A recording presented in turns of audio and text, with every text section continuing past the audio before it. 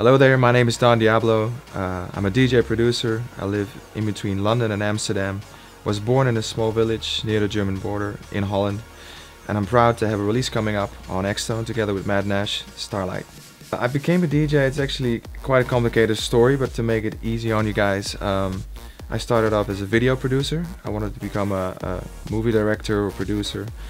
And at one point I couldn't find the right music for it, so I just started making my own music.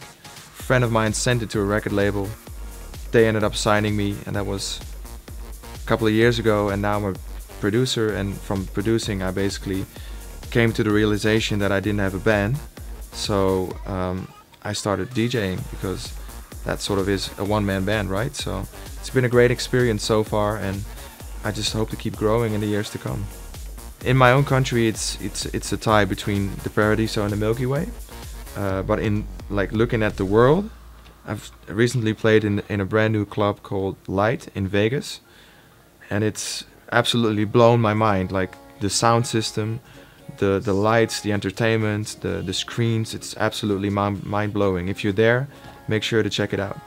I've done quite a few shows, but I think what makes it a great show is what happens before and after. Sometimes you have an amazing crowd, and sometimes you have a shit crowd who just want to hear hits and, you know, just want to hear a drop.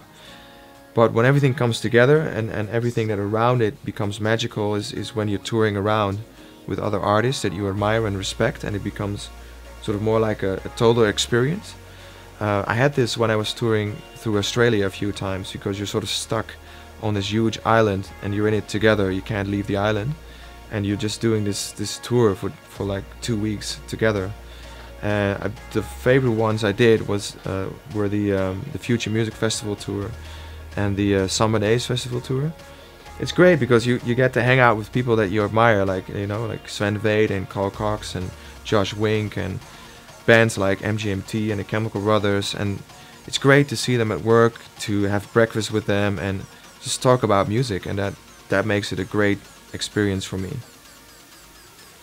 My craziest fan experience was probably, I mean, you have the occasional fan that, you know, puts a tattoo on his or her body, and that's not really crazy to me. That's just, it's an honor, I guess.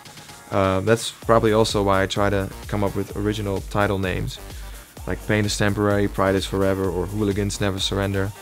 But I think the craziest ever is probably this woman who named her son, I hope, I'm not sure, she named her baby Don Diablo.